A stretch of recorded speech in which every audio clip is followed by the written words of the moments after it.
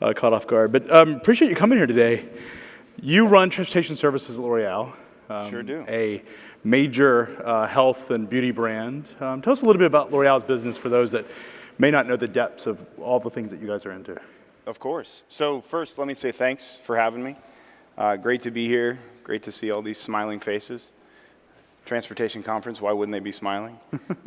So to talk a little bit about L'Oreal and what we do, we are, as you pointed out, health and beauty. We are in many areas that I didn't actually expect from a product perspective. We compete internally with different organizational product lines, and it's pretty cool to see. I can tell you that before I came to L'Oreal, I didn't know that I used some of the product. I do. You know, Garnier, a hair care brand for us. Sure enough, been using it for years, and I had no idea that it was a L'Oreal product. So very cool to be a part of that and see that. Aside from hair care, hair color, as you can imagine, cosmetics, but then also skincare, which has been huge for us over the course of the last few years, especially with COVID, the pandemic, everybody washing their hands all the time. You get that dry skin. CeraVe or La Roche-Posay, tell you can't beat it.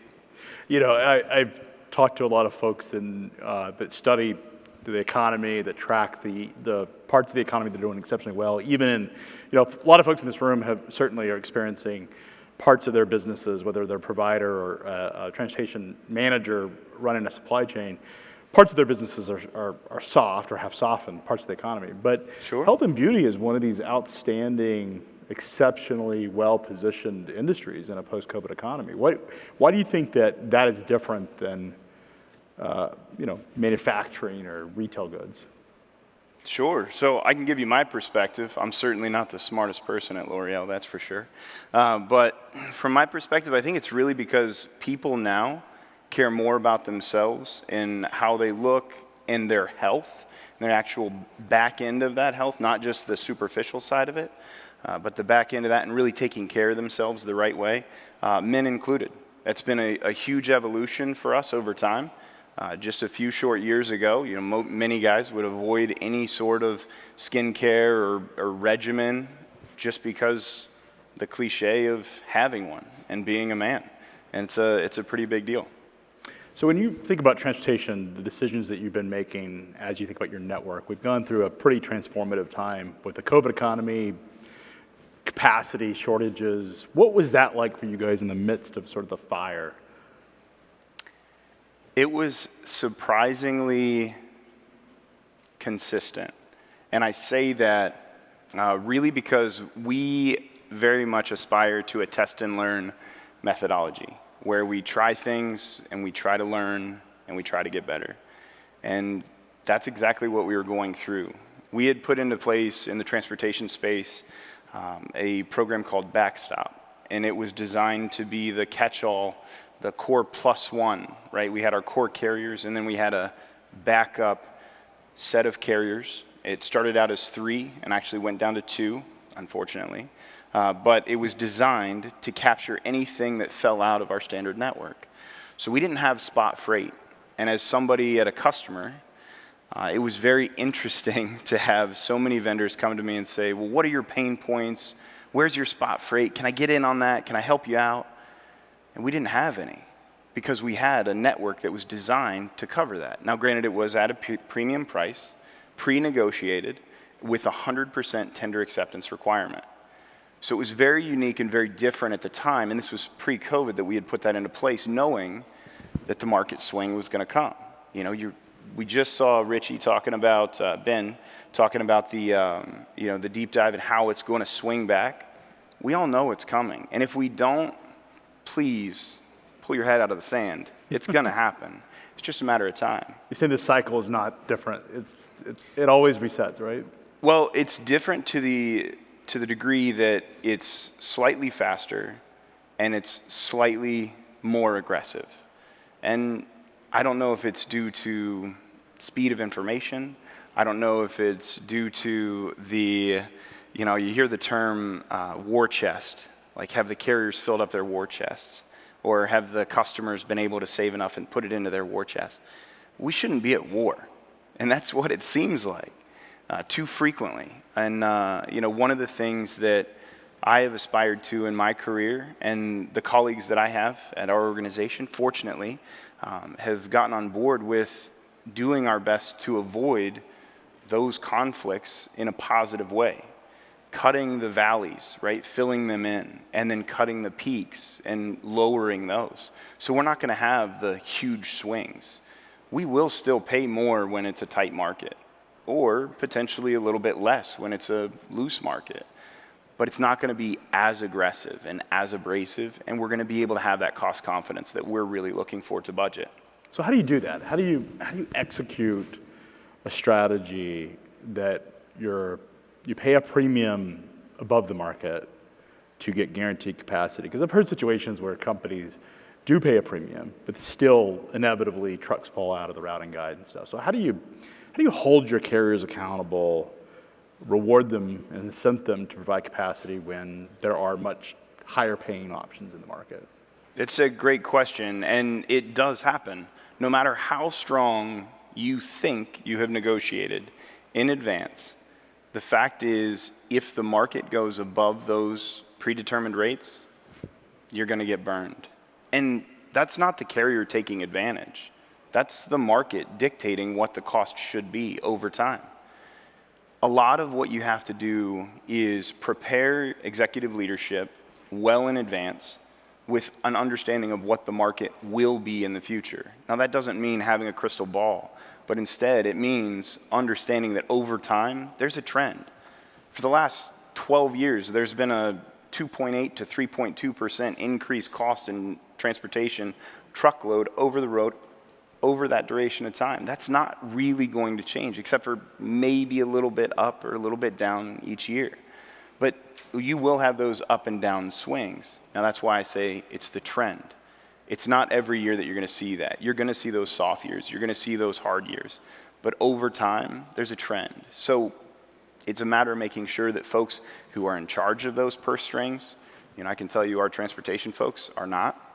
It really does come down to the finance people behind the scenes who are telling us what we're allowed to spend money on.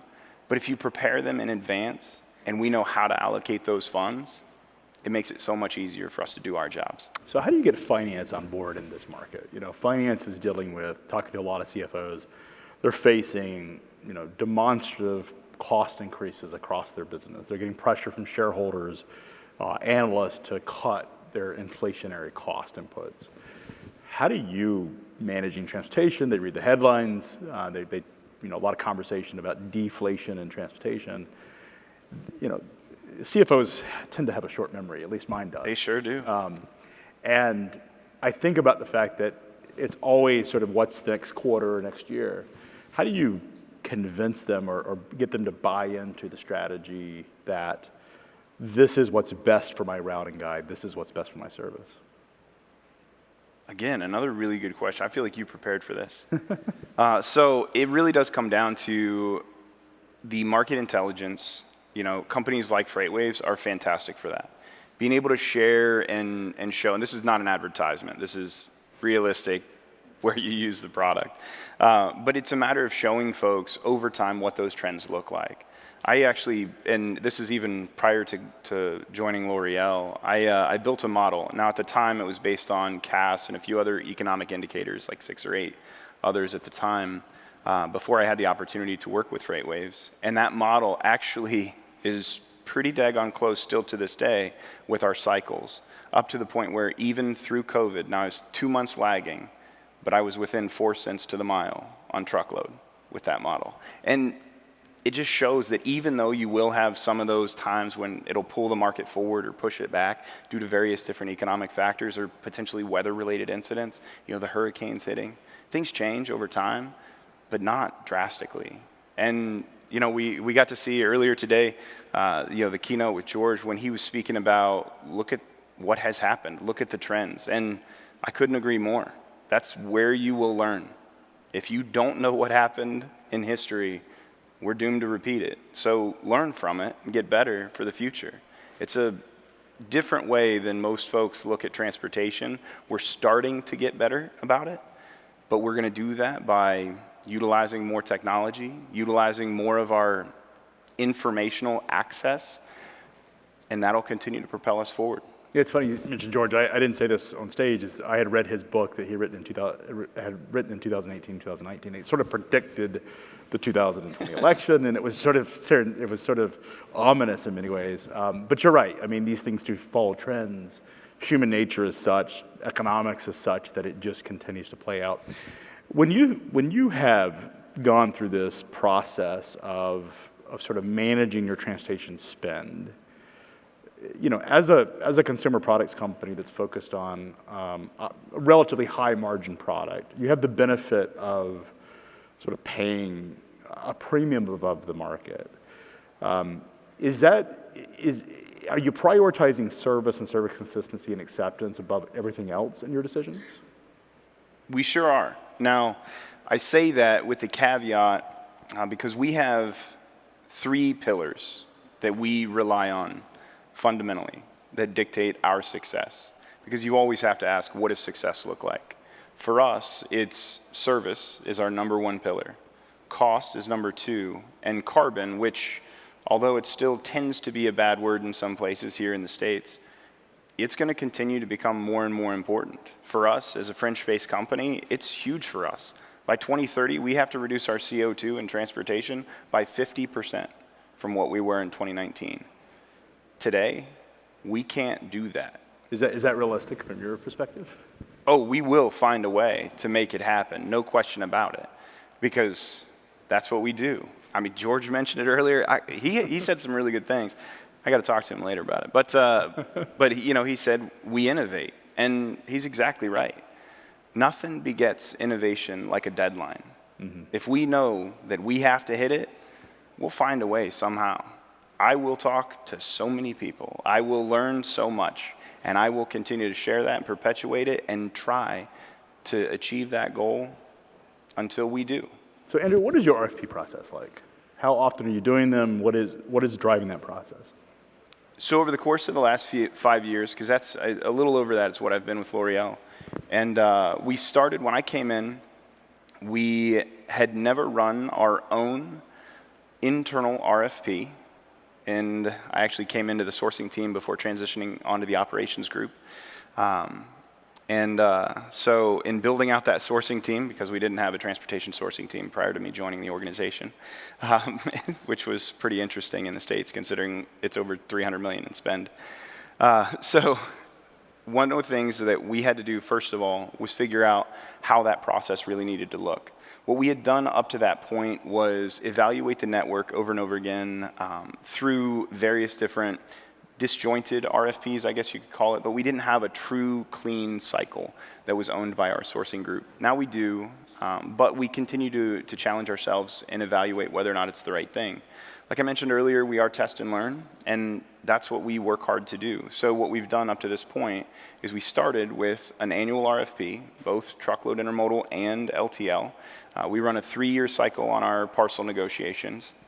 However, those RFPs, they're not the same every year, and they haven't been since joining the organization. We've really changed to the point where the last 2 years, we just directly negotiated with our LTL companies because it made more sense in that space, in that mode. It just made more sense for us and for the organizations we were partnered with. Now, that's not going to be the same for everybody, and you really have to ask yourselves, what does success look like for my company? What does it look like for my partners? And where do we want to go tomorrow? My understanding is you guys have been doing something called index linking. Basically looking at the market, and that's providing you some level of flexibility to sort of flex up as the prices increase, the commoditized side of transportation, the purchase, and flex down. Is that one of the reasons you're getting transportation consistency? So on the truckload side in particular, the indexing for us has been tremendous. And it's something that we're really looking to move towards more and more as we move forward, just from a simple fact that if we can get into a position where we can look at the transportation fluctuations as commodity fluctuations, the market fluctuations as being an increase and decrease in commodity, similar to fuel, that for us is so much smoother and so much easier to explain to executive leadership because I can point to it in a chart, and that's the truth. And why would you want that basis risk? Why wouldn't you? Why is that a, call it, superior positioning to just lock in a rate with an RFP? It really does come down to making sure that we can be there for our partners. If rates are going up and our partners are locked into a rate, that routing guide's going to break down.